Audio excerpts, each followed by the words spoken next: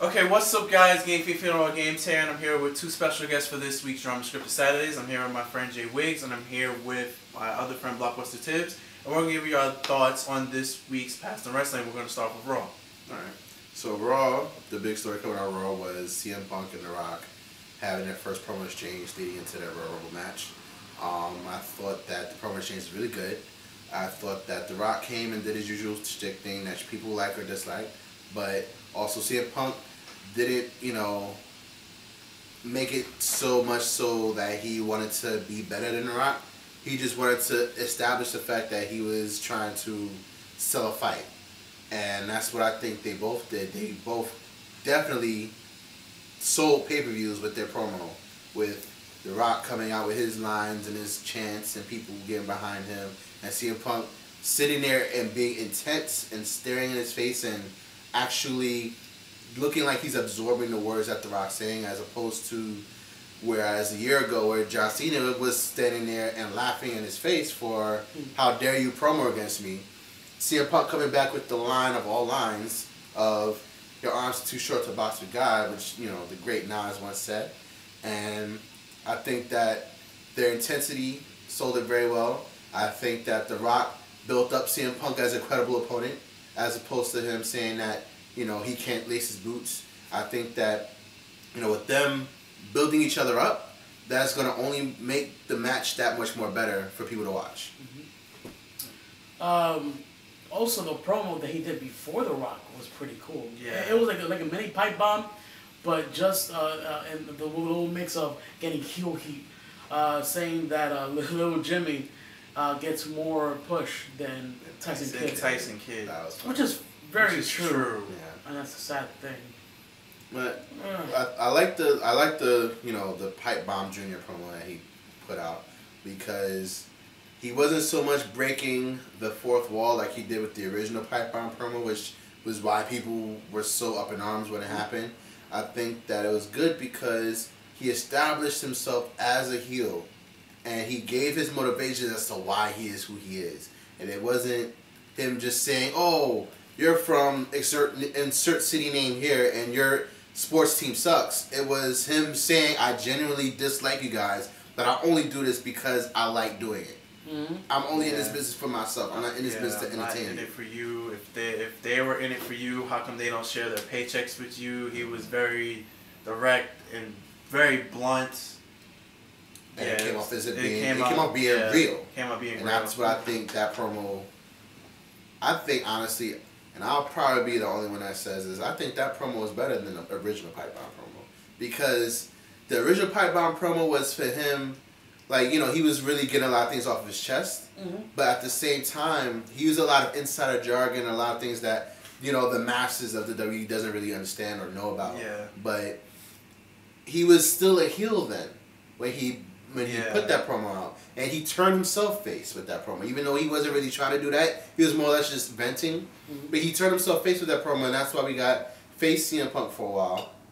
But now with his heel persona now, that promo seemed so much more real. That was more like in the shades of Ric Flair's promos, where Ric Flair would tear down people because they didn't have money like he did. They didn't have the women or cars like he did, and they didn't have the watches, or the limos, or the titles, or the charisma. So he would tear his opponents down and tear down people by telling you how much your lives mean nothing, and that's what CM Punk did, and that's why I think that promo worked. I think it's about time, because finally Ryback won't be in the big main event, so that means he won't lose again. Kind of sucks that he has to lose a lot of times, because they have to put filler matches before The Rock came. Just this past Monday, look what happened.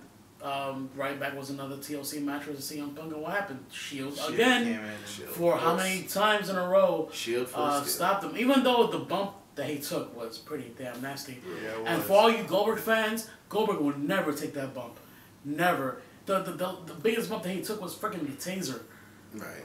And the taser, it wasn't even that. It wasn't even real. Even though he did want the real taser though, but he asked for it. Yeah. But still, he still took a bump from a taser that was fake. And Ryback took a table spot through a table onto landing steel steps, on the steel steps, which is kind of ridiculous. Yeah. But that's the whole thing about new people coming in, is that you have to earn your stripes, and you earn your stripes by taking a big ridiculous bump for no reason other than to earn your stripes with the guys in the back. But I think that Ryback has handled himself very well. Mm-hmm. He's definitely taken his ball and is running miles ahead of people who people never thought that he'd be running with. And I think it shows with the reactions he gets from the crowds. Whenever the Shield is out, the crowd is chanting, "Feed me more, feed me more," because they know that they want Ryback out. It's not so much that they're doing it as a sarcastic way. They're chanting him because they genuinely want him to come out and eat people alive. Yep. I think that what it do. Right, and I think that it's a really good showing that Ryback has developed the following he's developed, and he can only go upwards from here. Like, you know, he's cut his teeth with the main event, and now he's kind of proven with the racks that he can hang. And the most important thing is he actually listens, because before the whole CM Punk and Ryback rivalry actually showed on TV, they were training with each other in live shows, and CM Punk was teaching him how to wrestle long matches, and he was actually listening. Right. If he told Goldberg how to wrestle, he would snuff you out. So all you smarks chanting Goldberg and stuff, I'm sorry, but his attitude towards wrestling is way more positive than Goldberg. It's not the same. Yeah, it's not the same. Another note about the CM Punk being champion. Have you guys? I don't know if you guys know this, but you guys always complained about when John Cena would never win or lose clean, and people would complain about, well, the last match that CM Punk won clean with the title was Extreme Rules. He's doing the same. Well, WWE's booking him the same way that they booked Cena. I'm like, he's been champion for like 423 days now, I think. Somewhere around there. Yeah, somewhere around there. And his last title defenses, they haven't ended clean whatsoever, but I don't understand why people aren't complaining about it. But yeah, John Cena wins. John Cena does it, everybody complains. Because clearly he's a superhero character. So but Punk is doing it now, and I don't hear anybody complain. I don't like the way CM Punk is winning. I just rather have him win clean. But then that just goes into wrestling booking as a general. Wrestling booking has always been the good guy triumphs over the bad guy, and the bad guy can only win when they cheat. Yeah, but I like it more when the bad guy wins clean. Like, but when has the bad guy ever won clean? About to do when he first started. Randy Orton. Okay. So to correct you, Randy Orton didn't win clean. He found the title belt that was lost since WrestleMania 20. He didn't win clean. He just found the belt. It was just the referee was like, "Hey, dude, you're the champion now. You found the belt." Daniel Bryan. Oh no! How about the title match against Triple H? Yeah, okay. When John Cena tore his whatever. Yeah. I mean, I'm not saying that it doesn't happen. Yeah, of course. But it doesn't happen as often as people would like. Yeah. You know, and that's the thing. And especially if the heel bases his persona around other people, like Paul Heyman or The Shield. Right. The Shield is gaining their popularity because they're helping CM Punk. And the fans with the internet crowd are backing CM Punk. He's the indie guy. Right. So he's the internet darling. I mean, the last one we could talk about Raw is the 5-star match between Dolph Ziggler and John Cena. John Cena, which is contender for a wrestling match of the year already. It was a 5-star, but it was still good though. It was a really good match. I thought that it was very well wrestled, and it shows that they both have very good chemistry with each other. You can see it. You can see how fluid that they move from hold to hold, from move to move. You can see when they counter each other and they counter the counters, and that AA that Cena gave to Dolph Ziggler was ridiculous. That was one of the best AAs I've ever seen. Because Ziggler, and I mean, you give credit to Ziggler because he can sell. Freaking John Cena threw that man like 20 feet in the air. Like he threw him. He threw Batista, and he floated. Dolph Ziggler floated down into the mat, and I was just in awe. Like, OMG, that was great. I just thought the match could have been a little better because the interference kind of didn't help it. There was really no reason for the interference. It didn't affect the finish of the match, and you already you knocked the first referee out. Big E comes in, hits the big raper, and then he leaves. Then the second referee comes out, who was probably already watching the match. Should have just disqualified Dolph in the spot because that guy was illegal. But you know, that's referee logic. But it was a great match, nonetheless. Yeah. The only thing I dislike about Raw that really happened was that 3MB was given 30 minutes on TV when they shouldn't be given any minutes on TV because the act is horrible. The only person that's good in that group is Drew McIntyre. But that's the only person that anyone likes in that group is Drew McIntyre. But they saddle him with this garbage gimmick, this Job Squad 2.0. The only good thing about Heath Slater is that he sells. Heath Slater, I hate him. Yeah, he really does. Everyone who knows me knows that I hate him. He really hates Heath But Slater. I only like him when he gets beat up by people. And he knows how to get beat up by people. So I give him that much credit. I just don't like the fact that he's a leader of a stable. Yeah. And I'm not surprised that that stable is a piece of garbage. So, yeah, 3MB's garbage. I hate them. And why would you give a guy wearing a turban and call him a rocker? That doesn't even make any close sense at all. And on to SmackDown. Yeah, Alberto Del Rio is the new World Heavyweight Champion.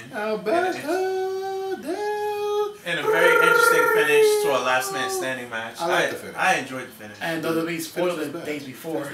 Because they're trying to be their own dirt sheet. Yeah, they're trying to beat the sheets. They have an app. They do have an app. Just to tell you stuff. See, this is the thing I like about WWE. That's a good thing you point out. They haven't. WWE haven't is all about, you know, watch our show and stuff, but then they have all of these different things that they want you to do. Okay, you're going to watch Raw, right? Mm-hmm. But then you got to go to Twitter to see what's trending on Raw. Yeah. But then you have to go to WWE Active. No, but you can just go to the app. No, but you go on WWE Active to vote on the thing that you want to trend on Twitter to watch it on Raw. I don't believe. But then you go to the app. In anything voting after the bullshit. Excuse my language. But with the Daniel Bryan and Kane and the Miz voting. That was my last draw. To see exclusive backstage footage of what's going on while Raw's happening. So you're watching your phone and your computer and your TV all at the same time, and you're not really like I don't understand all this second screen viewing. Well, that's what I'm saying. You're not watching Raw if you're watching your phone. If you're tweeting about Raw, how can you watch it? True. You're gonna miss a move. You're gonna miss something that happened. Go to SmackDown.com. Of course he is, because he is his face. That's true. He's the face of SmackDown. John, of course. Right. So that's the app, right? Anyway, on to SmackDown. I thought that SmackDown was good. And I don't watch SmackDown. Great promo with The Rock and Rose Collar. The Rock. And I'm an adult. That was a great promo. I really enjoyed Damien Sandow, and I've always enjoyed Cody Rhodes, but I really enjoy Damien. You mean Commissioner Gordon? Yes. Oh no! I'm Commissioner Gordon. Damien Sandow gave him that special name, Mustachio. The Mustachio Maven or something like that? I forgot what he said, but it said Mustachio. Yeah. That shit is funny. I think that Damien Sandow's act is really good. It may not be a main event act.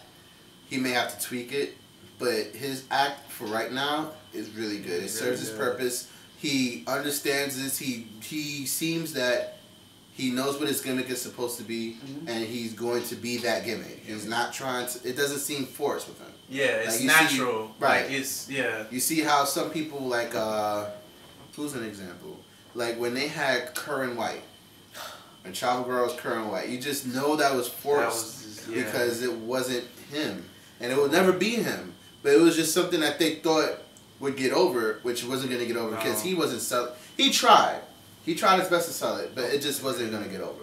But then you see Damien Sandow. Now, you don't know how he is in real life. You don't know if he's really that smart or that intellectual or anything like that. But because his gimmick is so convincing, you are convinced that that's who he is. He's very articulate with his words and questions. Even just the little nuances, like when the crowd kind of starts booing him, he just goes silence. It's smooth. Yeah. And that's another thing that I like about the heels that are starting to come out. He's dealt with the Brooklyn Knights and TLC pretty well. Right. Too. I think that heels that are coming out now from FCW are either being taught better or just they're just kind of letting their natural charisma flow. Like you see The Shield, and you see Dean Ambrose is still the crazy person that Jon Moxley was in the Indies. And it's just, he's just a different name, but it's the same character. Or Daniel Bryan is still Bryan Danielson roughly, but he stands up to Kane. He stands up to Kane. Mm-hmm. No one ever stood up to Kane before. He stands up to Kane, and he's his tag team partner. or you see now with Big E Langston, where everyone first saw him and all the first thing was Ryback, you know? Yeah. But then I marked like a mug because I know what he was in FCW. He was 5, 5, 5. He's a 5 count guy. But he was supposed to be a heel. People just took to liking it because he was just destroying people. But what he does now, like I think on Raw, I don't know if you noticed it, when John Cena was running the ropes, he tripped him up. Or he hit him or something like that. And he just kind of slid to the back and just laid against the barricade with this smug look on his face. And it just was like, it was so smooth. The transition, the hornswoggle, he hit the... the finish is called the big ending. I call it the big raper because I like saying that word. When he grabbed Hornswoggle by the collar and just looked at him, he just started licking his lips. Fingers. Like, I can't wait to eat you alive. It was beautiful. It was beautiful. Perfect. I was in tears watching this. These guys saw me. Yeah, I was in here like, he's insane. He's so good. It was so bad that Dolph Ziggler didn't even look. Dolph Ziggler didn't even look. He just like, I can't even. You're just that good. So I like what FCW's, well, NXT, FCW, Full Sail. I like what they're doing. Same old same thing. I thought SmackDown was really good. The AJ has a new finisher now. Yes, AJ is doing. Even though she was biting the shit out of fucking Natalia. Yeah. And the next thing you know, to the whole pain, I guess. She had a sliced bread for no reason. That was pretty impressive too. I like seeing she's beginning to sell like Dolph Ziggler. Yeah. Natalia. But she was always pretty good at selling, but now she's kind of more nuanced. Like Natalia, like barely gave her a clothesline, and she took it like rolled on it. She did a backflip. Yeah. It was crazy, but that was pretty good. Another thing that stood out to me on SmackDown was the CM Punk thing when he was in MetLife. No, he wasn't in MetLife. He was in Miami. He was in Sun Life. Sorry, when he was in Sun Life when he said this isn't the same stadium that you played football in. You played your games in the Orange Bowl. Right. Well, I like how you brought it to the WWE. It was like, well, this WWE that you're coming back to isn't the same WWE that you dominated 10 years ago, which is true. It's not the same. It's a totally different era, totally different fans.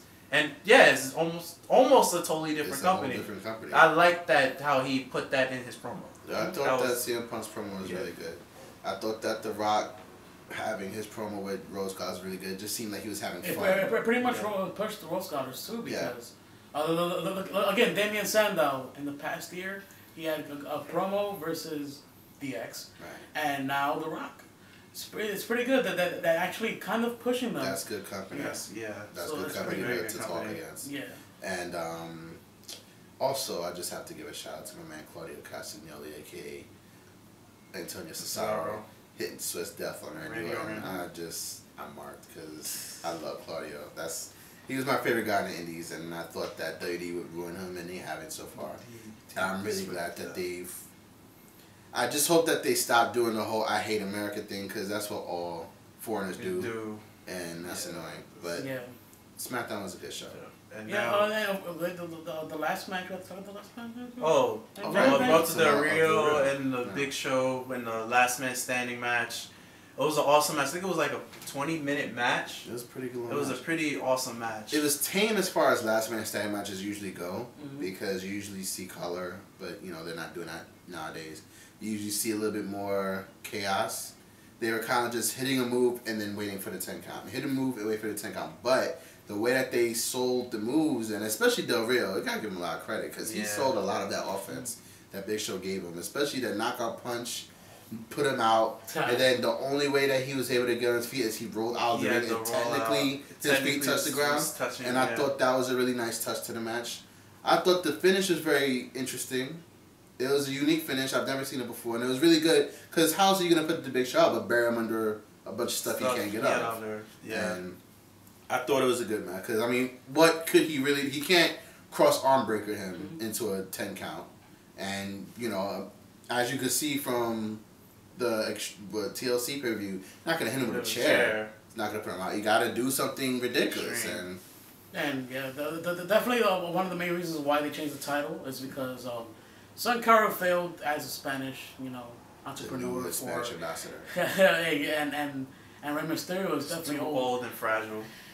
So they had to put on Alberto Del Rio. Now he's going to be the next Spanish superstar for WWE. So they changed him to a babyface very abruptly. Yeah. But at the same time, hey, he had a very impressive victory against the Big Show. Well, Alberto Del Rio can go. Yeah. That man can wrestle.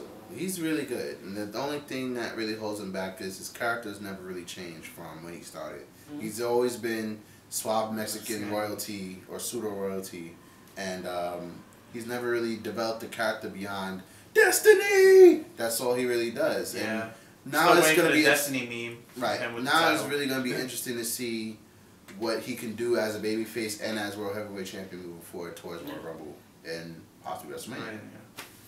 Pretty much. So yeah. Then TNA comes. And next. now we talk about TNA. Which, if you want to stop watching this part of the video, I don't blame you. But please continue because my friend's going to have a very funny rant. So what happened on Impact was... I don't want to talk about it. You guys can talk about it. I'm not going to be here. What happened on Impact... I'm going to be here. ...was Aces and Eights. Abysmal. This show is horrible. Basically, Mike Knox has to prove himself. No, he's just called Knox. He's just Knox. Next on Sons of Anarchy, motherfucker. He's just Knox. Knox had to prove himself after getting demasked. Who's Mike Knox? He's from ECW, right? Super Kick. His name is Knox. Knox had to prove himself from getting his mask taken off on the previous Impact. So how does he does this? Oh, that's a familiar face. How does he does this? He takes the hammer and he cripples Kurt Angle by hitting him on the back of the neck and the back. So Sting comes out, mind you, just the end of Impact. If the rest of Impact is just nothing special happened. So nothing special happened. So nothing like an engagement, right? Engagement said at the beginning. That was towards the end. I'm sorry. Let's just get through this one first. So they come to a random match between Knox and Sting. Which for no reason whatsoever. Sting ate him alive for 3 minutes. Sting no-sells a Knox splash for no reason. Sting ate him Sting ate him alive for 3 minutes. This is why I hate this storyline. Everybody loses in that freaking Everyone loses. This is a game, this biker game, or this whatever gang they want to be, this fake Sons of Anarchy that they're trying to portray. This gang is... What is their motive? Let me ask you. You watch TNA more than anybody else. What is their motive? What is their motive? Yes. To take control of... I've heard this. They did this last year. To take control of TNA. How? By beating up everybody. And? But who have they beaten up? Have they... They beaten up Eric Young, who was never really there in the first place. Eric Young. They beaten up Magnus, who's... no one really cared about. Sting, but he comes back. Sting came back, and Kurt Angle's gonna come back. Madness and Eric Young are not gonna get their revenge because no one cares about Sting came back. He quit. He quit the company. It's done. He's Mr. Anderson, and he's gonna be with them now. He joined them. So what are you doing? What is this? What is the point?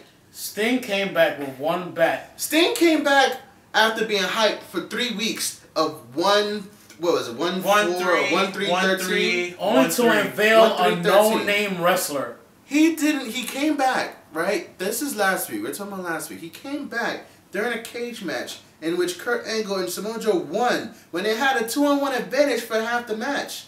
Yes. They came back and won the match. They infiltrate the ring as Ace and Ace crew. Yes. And all of a sudden, Sting just walks out. Yes, it's 1v9, and yes, Sting with a bat takes out 9. It's not even that. He returned and did some kind of hit. When people were like, "Oh, this return is gonna be so epic," Undertaker, when he had his return, and he was walking in the cabin and shit for like 3 months. He was playing like a blackout. I thought the ring was what I pictured, as even with Doc or whatever, his Luke Gallows guy. Yeah. Even when the bat dropped from the, I thought, oh, Sting is gonna come drop from the rafters because it's a cage match. Because you can't just enter a cage. Well, you can't. You drop from the rafters. Remember, they never relocked the steel cage door. I don't care about but whatever. A large emphasis on that. It doesn't matter if you relock it or not. The point is, Sting. What I envisioned was the lights go out, the music plays, And you look at the ref, where is he? And the whole Aces and Eights lines the cage. Wherever he come from, he can't get in. He drops in the middle of the ring from the rafters like he did in WCW. And then he takes out people with the bat. At least people would have marked for it. You would have had the Impact Zone going crazy. Instead, he just walked out. No fanfare, no music, no lights, no nothing. He just walked out and started destroying this whole biker gang 1-on-9 with the bat. And they have a hammer and chains and they can't do anything. So then you fast forward a week later. Kurt Angle is about to wrestle Anderson for no reason whatsoever. And then they don't even wrestle because Knox hits him with a hammer 3 times. Hey, I know that guy. Hits him with a hammer 3 times, takes him out, and he's done. Now we're going to stretch the job, and we're going to talk about our heart voices because I can't believe, just imagine how many neck surgeries is well documented. His neck. So then you do that, Sting comes out, challenges Knox, and he eats him alive in 3 minutes. 3 minutes is all it took to beat the tallest, biggest guy in this gang. In the gang, yeah. After you beat him, randomly Brooke Hogan's kidnapped. Yeah. We don't even know how that happened. Yes, that's randomly Brooke Hogan's kidnapped, and then D-Bon's calling her a bitch on freaking live TV because apparently D-Bon doesn't care. Oh, so no, why I think should it's we? not PG. Bully Ray comes out and chases them all with a wallet chain. 9 people. 9 people. And well, 8 because Knox is knocked out, so 8. Rescues Brooke with a wallet chain. Drops the chain, picks it back up, and still rescues her. Hulk Hogan just comes out on the stage. Your daughter was just kidnapped by the people that's trying to kill you, and you just do, wait after the break until I say something, brother. And then after the break, what happens? I still don't trust you, Bully Ray. He's still suspended. You saved my daughter. I suspended you. And you saved my daughter again. You're still suspended. I don't trust you. Who's on the cover of the and he's on the cover of the... He's in all the advertisements. Do you know who I am? Clearly not because he's suspended. He's on the cover of the pay-per-views. And then you suspend him. Not only do you not suspend him, you still don't reinstate him after you saved your daughter. Not only do you not reinstate him after you still say you don't trust him even though he saved your daughter. So then, what does Bully or Mark do? Gets on a knee and proposes to Brooke Hogan. And then the wedding is on Impact, not on Genesis, which is tomorrow. Bully Ray's gonna marry Brooke Hogan. So, the guy on the cover of the pay-per-view for tomorrow has no relation to the pay-per-view. Bully Ray's gonna marry. They were storyline dating for 6 weeks. 6 weeks. I proposed to you because apparently I love you now. Bully Ray's gonna marry. And then Hulk Hogan still doesn't approve. Nope. Because I walk away and I'm seething mad because I don't approve. Next week there's gonna be a wedding. There's gonna be a wrestling wedding next week, which also means that there's gonna be a swerve. Because wrestling weddings, if it's not Macho Man and Elizabeth, wrestling weddings never happen. Damn, they're both. Do you understand? I'm sorry. Wait, Brooke Hogan the Eric fucking Young ugly. wedding didn't have a swerve. Brooke Hogan. Are we really counting Eric Young and ODB as a wrestling wedding? That was a bunch of crap. There still was a wrestling wedding. wedding. A bunch of redneck crap. It was still was a wrestling wedding. There was no swerve in that. Ugh, Brooke Hogan has everything fake about her but her face. Her face looks like Hulk Hogan. Yeah, she looks like... That is nasty. How is Bully Ray gonna keep fucking marry? It's drama scripted, but still, it's badly drama scripted. But not only that, the only thing I'll take away from Impact was I was entertained by Robbie T. I found that entertaining, only because he's finally showing personality. Yeah. And I'm not. I kind of have the thing for Brooke Tessmacher. Even though I really don't understand. Well, no, I really don't have a thing for Brooke Tessmacher. She just has a nice butt. That's really it. She has a scary face. And her boobs are like on opposite sides of her body. But the thing about her is that with all face divas / knockouts is that they all seem to have this butt-based offense. When you're in WWE or TNA, you always want to do moves that involve your butt for some reason. I don't know why. Because they're not PG. Why can't you just kick the chick in the face? What move does Mickie James do with her butt? Mickie James' entire thing is her butt. Yeah. Her whole persona is based on her ass. Yeah. That's why she wears them short shorts. There was a hashtag that went around last year called Mickie James ass. It was the #1 trend. Wow. That's how much of her ass is her ass. That's why they call her Mickie James, because she had an ass. Pretty much. Mickie James has a nice ass. But and you happy with Jeff Hardy and shit? That's what another thing I don't like about TNA is that the number one feud for your title involves two guys that are in a comedy routine. They're feuding over each other, but they're not feuding over each other. Oh, let me do a promo, then I'll do a separate promo in my head. The fuck is that? That's they stopped that. Alone. They killed that because they had to. Yeah. They realized the internet threw that up. They were like, no, we're not. No, we're not about this. No. Can't have. We have Jeff Hardy's inner thoughts. Why can we hear them? That was almost as bad as when WCW had Hulk Hogan look in the mirror and see Ultimate Warrior, and we saw him, and the audience saw him, but Eric Bischoff didn't see him. So who's the crazy one? So who's crazy? Are we crazy? Is Ultimate Warrior really there and Eric Bischoff is blind? Or is Eric Bischoff crazy because he doesn't see them? No. Or is Hulk Hogan crazy and his crazy is making us crazy? Now we know who's booking these shows. Eric Bischoff! Okay, now that we're done with TNA, it's now... calm down, freaking stupid TNA. It's time for the undrama scripted news. Well, the new news that's going around is not news, more like rumor, is that El Generico of indie wrestling fame, better known as the generic luchador, the PWG standout, the Chikara guy, CCW, that he was rumored to have been signed by WWE. So that leads me to question, for one, how would you imagine WWE booking El Generico? 2, why do you think they signed El Generico? And 3, do you think that he would have the success of, say, Daniel Bryan or CM Punk? Or do you think that they see him kind of as a Chris Hero kind of person where he's not really where they want him yet, and they're still polishing him out? Scotty Goldman. Right, you know, Scotty Goldman got signed and look up to that. So what's up? What do you guys think? Oh, pretty good. He was like one of the top guys in ROH too. Aside from Jim Cornette, he was pretty much up there with him in terms of booking. But lost to Kevin Steen recently, right? Right. The last big pay-per-view, he lost to Kevin Steen, which I final battle. But basically the big thing is Generico has longevity, not like Sin Cara that always gets injured for some reason and or re-aggravating his knee just recently. And Rey Mysterio, he's old and frail, and I have 5 surgeries on my left knee. Joe Collins at home. Yeah. But yeah, Rey Mysterio can't be the one that's the only luchador, you know. Right. That WWE is gonna base their popularity on masked luchadors on, and of course they want to do that whole attendance record of people with the most mask on sometimes. But it'll be great for the WWE because Generico goes great with kids. He's that generic luchador. He's the ultimate babyface. And plus, he talks in English, not like... Well, he's Canadian, really. Well... He just goes with the masked luchador thing because that's his gimmick, yeah. But, I think that is a good signing if it's in fact true. What I hope that they do is I hope that they keep his core character the same. Yeah. If they have to change his name for copyright reasons, then they'll do that. Yeah, it's probably be the generic run or something. Right, something like that. But I hope that they keep his core character. Of course, he's not going to do half of the moves that he does in indies. If I ever see a top rope brainbuster ever perform, I'm going to scream.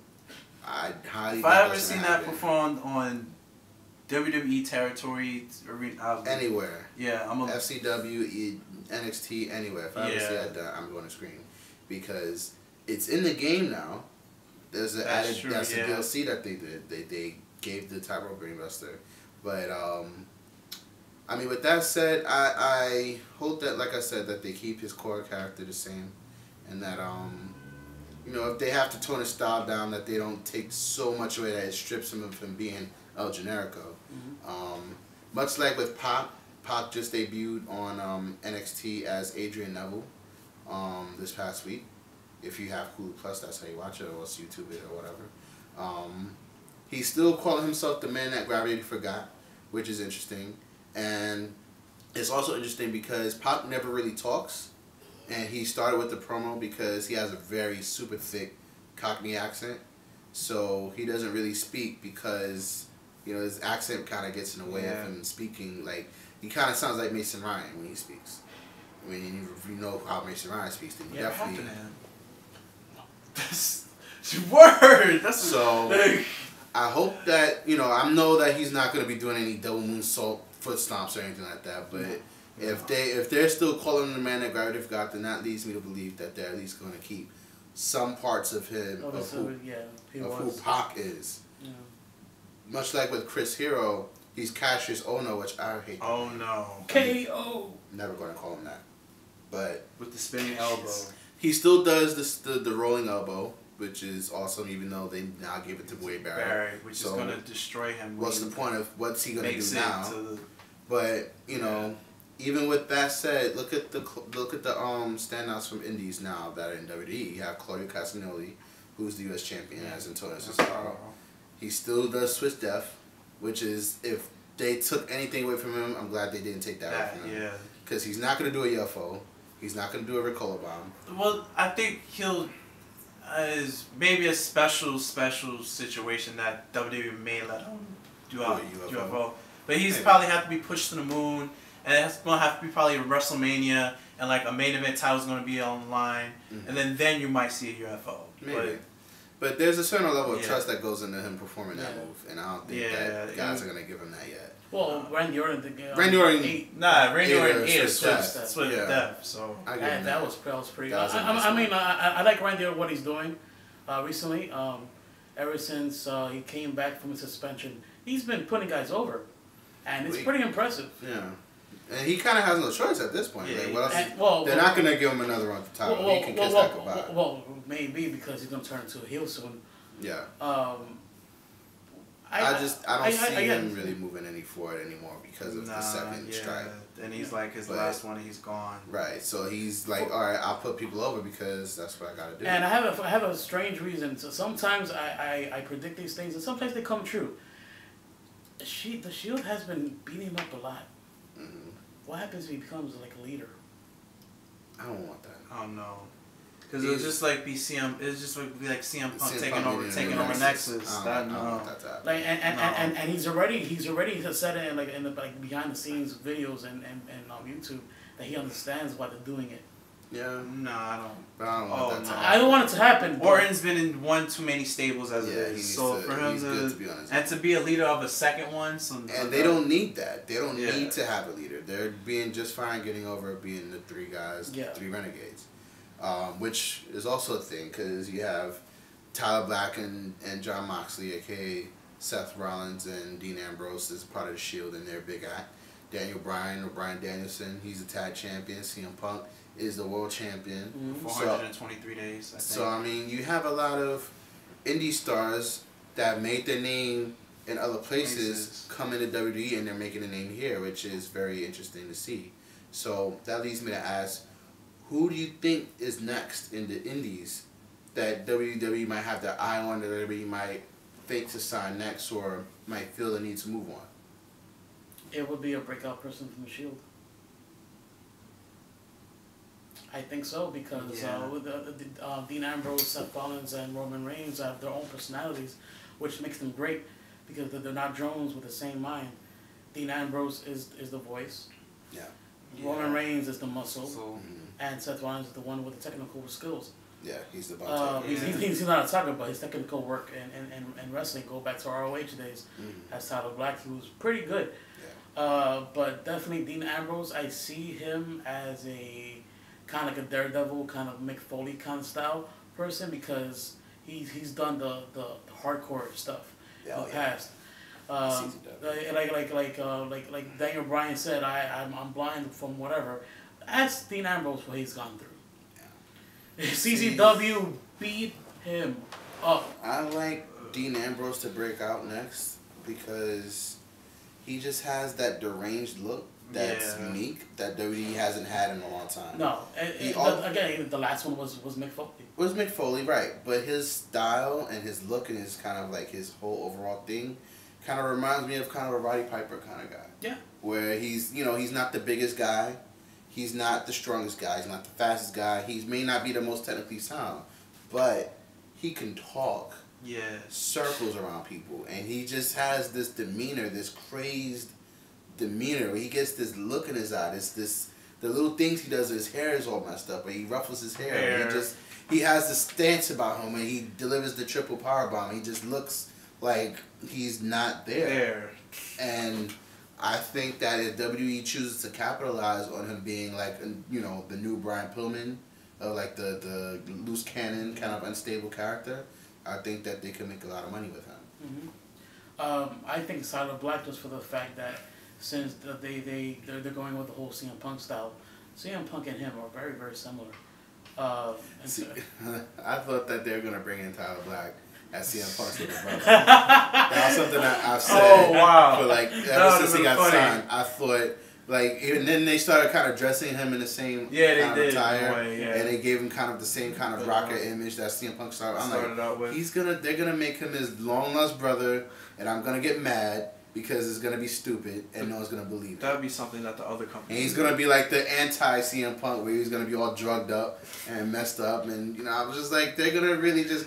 I thought they were gonna go balls to the wall with that. I'm glad they didn't do that. You said you know, Dean Ambrose. I said Tyler. So tell me why Roman Reigns is coming. And we got almost all the Shield. Right. Nah, but who do you think is gonna be the next? I would say Dean Ambrose, just for the same reasons that Jordan said. But the Dean Ambrose is. Alright, thanks you guys for watching this week's on Drama Scripted Saturday. There will always be a Drama Scripted Saturday every Saturday, and I'm Game FIFA Games. This is Jay Wiggs. His blog will be in the description below. jwiggs.blogspot.com. And this is Blockbuster Tibbs, and his channel will be in the description below. Alright, see you guys later. Peace. Later. Oh, and subscribe. Deuces. Yeah.